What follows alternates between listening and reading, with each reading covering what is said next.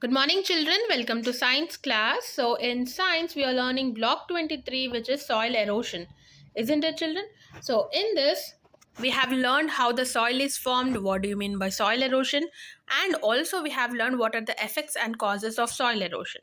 Isn't it, children? So, when we learned effects of the soil erosion, we learned that it is compulsory to prevent the soil erosion, because if soil erosion continues, the main effect will be on the food, isn't it, children? The fertility, the soil loses its fertility, and growing the crops becomes difficult, isn't it? So it's became compulsory that we need to prevent the soil erosion, which is our third topic, prevention of soil erosion. Okay, so please open your science content books, children, and turn to page number 144.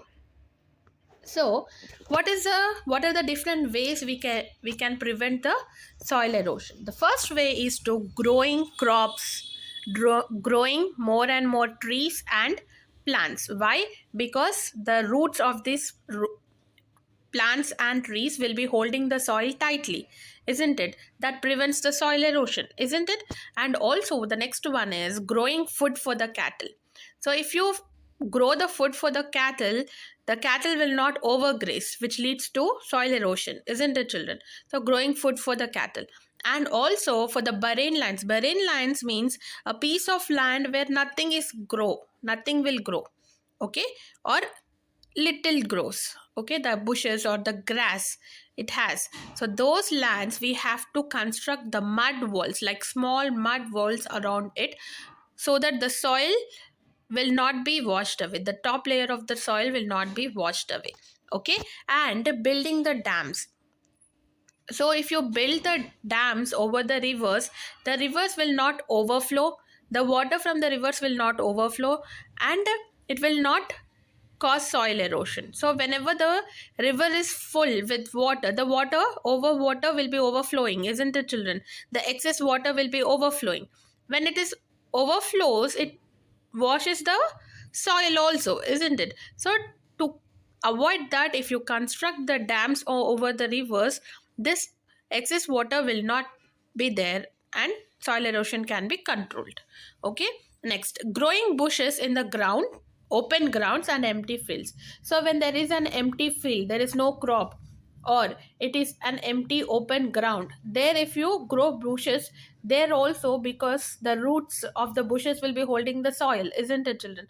So that way also we can prevent the soil erosion. And the terrace farming. So in farming we have different ways, especially on the hills and on the mountains. The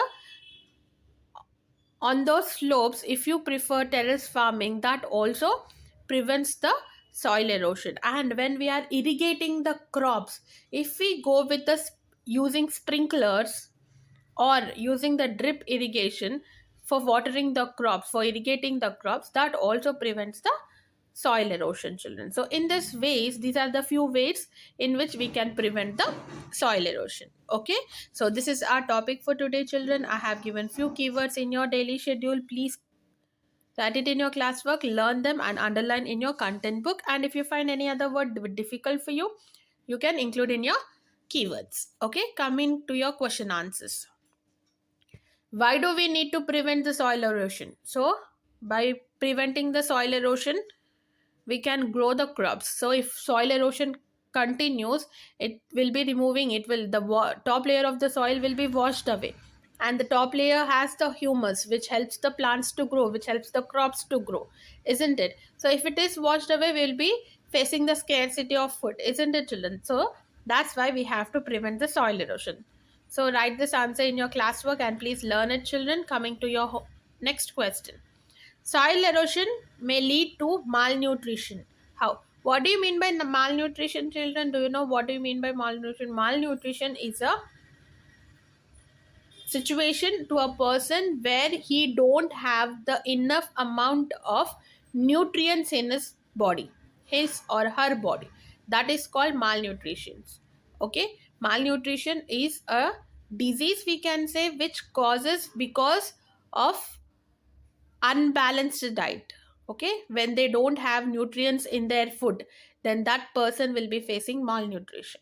Okay, so how? So if there is soil erosion, we can't grow the crops. If there are no crops, we can't have the nutritious food, isn't it, children? So that leads to malnutrition only, isn't it? So write this answer in your classwork and please learn it, children. Okay, coming to your homework, complete the volume book, children. Volume book 3, page number 37, S3, preventing soil erosion. Okay, so in the next class we will learn how this rain and soil erosion are related. Okay, so see you in the next class, children. Bye.